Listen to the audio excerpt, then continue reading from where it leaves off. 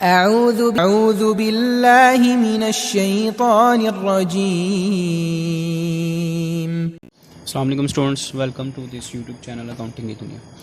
Students, cost accounting chapter number 7 cost of production report ये हम कर रहे थे। क्वेश्चन नंबर 17 करने जा रहे हैं। क्वेश्चन को रीड करेंगे जी। Production data of second department of her own manufacturing company for the month of June is as under. Second department का ये क्वेश्चन है। यूज्ड यूनिट्स रिसीव्ड इन, यानी कि unit receive from preceding department मतलब हुआ unit completed and transfer out.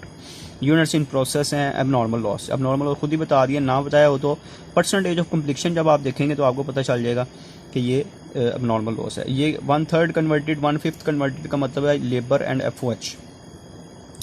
उसके बाद आगे cost data of department, cost बताई हुई है। कॉस्ट रिसीव्ड इन का मतलब है cost from preceding department 1,35,000। Material, labour और FOH बताया हुआ। CPR का रिपोर्ट बनानी है।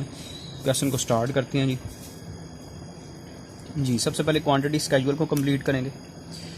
क्वांटिटी स्केड्यूल में सबसे पहले यूनिट्स फ्रॉम प्रीसीडिंग डिपार्टमेंट हमने कितने रिसीव किए हैं जी? 300 यूनिट्स हमने रिसीव किए। 300 यूनिट्स 3000 यूनिट्स रिसीव किए हैं। Transfer to second department, transfer next department को ट्रांसफ़र कर दी हमने 2500 यूनिट्स। और इन प्रोसेस, इसमें इन हैंड नहीं है, स्टिल इन प्रोसेस जो हैं वो हमारे पास 450 यूनिट्स हैं और 50 जो हैं वो लॉस हैं। तो ये टोटल 3000 यूनिट्स हो। ठीक हो गया जी। उसके बाद आपने लिखना है, आ जाना है कॉस्ट चार्ज टू डिपार्टमेंट। इधर आप लिखेंगे टोटल कॉस्ट और इधर आप लिखेंगे per unit cost. Total cost from preceding department हमने अभी क्वेश्चन में आपने देखें तो आपको मिलेगी 1,35,000। ये यहाँ पे नहीं आएगा, ये ऊपर ही आएगा। और इसकी पर यूनिट कॉस्ट कैसे निकालनी है? कितने यूनिट्स हमने प्रीसीडिंग डिपार्टमेंट से रिसीव किए थे जी? 3000 यूनिट। तो आपने टोटल कॉस्ट को 3000 में डिवाइड कर देना है तो पर यूनिट कॉस्ट आ जाएगी 45। ठीक हो गया जी। उसके बाद आप देखें कि मटेरियल कितने का इस डिपार्टमेंट में हमने फर्दर लगाया। 84,750 का मटेरियल लगा, 53,200 की लेबर लगी है और 13,300 का हमारा FOH लगा। इन तीनों को ऐड करके पहले आप इधर लिख लें। 84,750 प्लस 53,200 प्लस 13,300, तो ये आ गया जी 1,51,250। ठीक है जी। इसके बाद अगर आप इसको भी ऐड कर दें तो ये आप टोटल कॉस्ट में आ जाएगा 1,35,000। तो यही हमारा आंसर है जो आगे हमने इसके साथ टैली करना है। 2,86,250 ये आंसर हो। अब हमने पर यूनिट कॉस्ट निकालनी है उसी तरीके से जैसे पहले करते रहे हैं। क्वेश्चन में भी फर्दर कोई भी चेंज नहीं है, सारा क्वेश्चन उसी तरीके से करना है जैसे पहले करते रहे हैं। इक्विवेलेंट प्रोडक्शन स्केड्यूल बनाएंगे EPS, जिसमें मटेरियल में सबसे पहले कंप्लीटेड यूनिट देखेंगे। Units total units completed and transfer कितने थे? 2500 यूनिट्स। इसमें भी 2500 यूनिट्स और इसमें भी 2500 यूनिट प्लस मटेरियल के यूनिट्स इन प्रोसेस में कितने थे? इन प्रोसेस में 450 यूनिट्स थे जो कि मटेरियल के लिहाज से 2/3 कंप्लीटेड है। और ये यूनिट्स लेबर के लिहाज से और FOH के लिहाज से, दोनों के लिहाज से कितने कंप्लीटेड हैं जी? 1/3। ठीक है जी।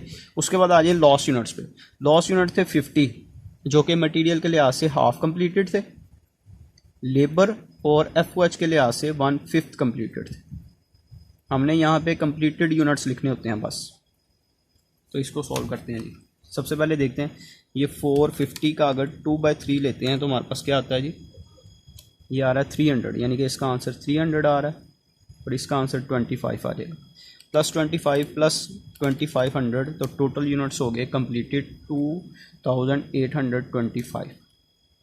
इसके बाद इसको अगर सॉल्व करते हैं तो ये 150 आ रहा है और इसको अगर सॉल्व करें 10 आ रहा है।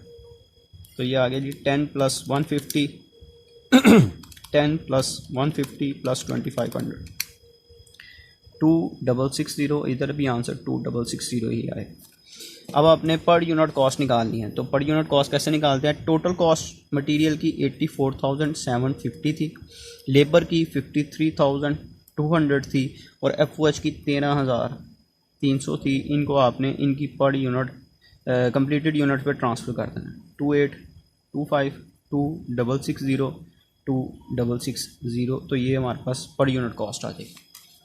पर यूनिट कॉस्ट निकालेंगे 84,750 divided by 2825 per unit cost 30 53,200 divided by 2660 per unit cost 20 13,300 divided by 2660 per unit cost 5।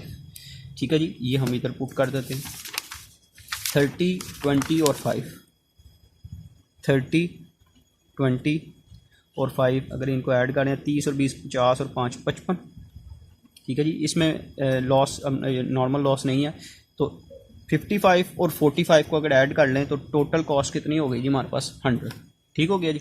अब चले जाएंगे next cost accounted for as follow, जिसमें सबसे पहले हमारे पास क्या आता है cost transfer to next department. ठीक है जी, cost transfer to next department. कितने यूनिट्स हमने ट्रांसफ़र किए हैं जी 2500 यूनिट्स और इनकी कॉस्ट हमने क्या निकाली है टोटल कॉस्ट 100 तो ये आ गया जी 2,50,000। अच्छा यहाँ पे मैंने लिखा हुआ है cost of units in hand, यहाँ पे आपने इसकी जगह लिख देना है cost of loss units, cost of units for abnormal loss. यहाँ पे एबनॉर्मल लॉस हम total cost of abnormal loss यहाँ पे लिखेंगे। ठीक है जी, उसके बाद हमने एडजस्टमेंट वर्क इन प्रोसेस में कितने यूनिट्स जो थे वो हमारे इन प्रोसेस हैं, कितने यूनिट्स इन प्रोसेस है 450 यूनिट्स। इसको मल्टीप्लाई कर देना है cost from proceeding department per unit cost के साथ 50 थी। अच्छा जी, मटेरियल के यूनिट्स इन प्रोसेस में ये देखें ज़रा, ये वाले थे 300 यूनिट्स मटेरियल के लिहाज से कंप्लीट थे और इसकी पर यूनिट कॉस्ट आती है ठीक 150 यूनिट्स थे लेबर के लिहाज से कंप्लीटेड और इसकी पर यूनिट कॉस्ट है 20 और FOH के यूनिट भी 150 थी लेकिन इसकी पर यूनिट कॉस्ट आती है 5। इनको हम मल्टीप्लाई कर लेते हैं 300 को अगर इससे मल्टीप्लाई तो ये आता है 9,000, 15 तो 3,000, 750 और अगर इसको मल्टीप्लाई करते हैं तो 450 मल्टीप्लाई बाय 45 सॉरी ये 50 लिख दिया। ये पर यूनिट कॉस्ट हमने पिछले डिपार्टमेंट की यहाँ पे फाइंड की थी, ये देखें 45 तो ये आ गया 20250। इसको आप इसी तरह भी इधर लिख सकते हैं और अगर ऐड करके लिख लें तब भी कोई प्रॉब्लम नहीं है। 3,000 और 750 ये आ गया जी हमारे पास 33,000। अब रह गया अब नॉर्मल लॉस, इसको भी फाइंड कर लें। वैसे इससे पहले अगर फाइंड करने को प्रॉब्लम नहीं है, यहाँ पे मैं अब नॉर्मल लॉस की वर्किंग करूँगा। देखें जी, सबसे पहले आपने देखना है cost from proceeding department in units पे। जो ये यूनिट लॉस्ट हुए हैं, कितने यूनिट लॉस्ट हुए हैं 50 यूनिट्स लॉस हुए हैं। पिछले डिपार्टमेंट में इस पे कॉस्ट कितनी आई थी, पर यूनिट कॉस्ट 45 है।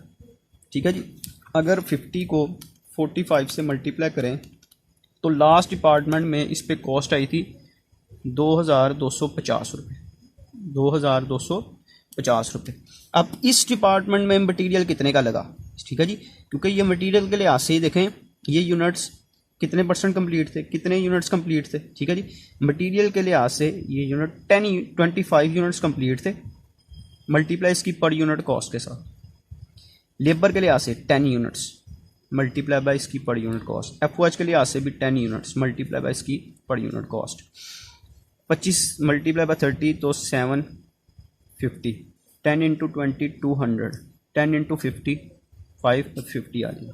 इसको ऐड कर लें जी, प्लस 750 प्लस 200 प्लस 50 तो अब नॉर्मल लॉस टोटल हमारा आता है 3,250। दोबारा इसको टोटल कर लें 2250 जमा 3 25 75 750 जमा 200 जमा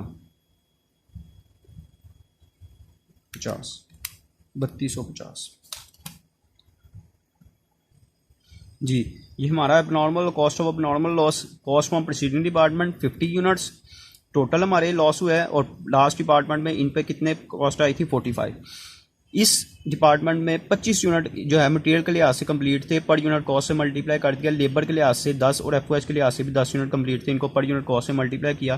टोटल एबनॉर्मल लॉस जो हो गया वो हमारा इसकी पर यूनिट टोटल कॉस्ट हमारे पास आ गई 3,250। इधर हम लिख देंगे अब नॉर्मल लॉस में 3,250। अब इनको ऐड कर लेते हैं हम 2,50,000 प्लस 3,000 250 प्लस 33,000, तो ये आ गया 2,86,250।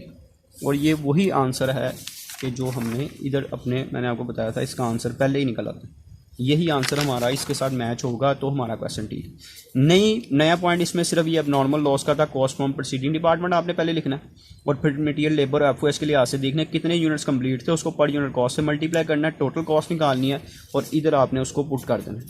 ठीक है जी, ये सिर्फ आपका एक पॉइंट था इसमें, बाकी सारा क्वेश्चन उसी तरीके से। उम्मीद है कि आपको समझ लग गई होगी। अगर प्रॉब्लम आती है मुझे कमेंट सेक्शन में बताइएगा। अगर वीडियो पसंद है इसको लाइक करें, शेयर करें, चैनल को सब्सक्राइब करें ताकि आने वाली तमाम वीडियोज़ आप तक पहुँच सकें। स्टूडेंट नेक्स्ट लेक्चर में मुलाकात होगी, तब तक के लिए अल्लाह हाफिज़।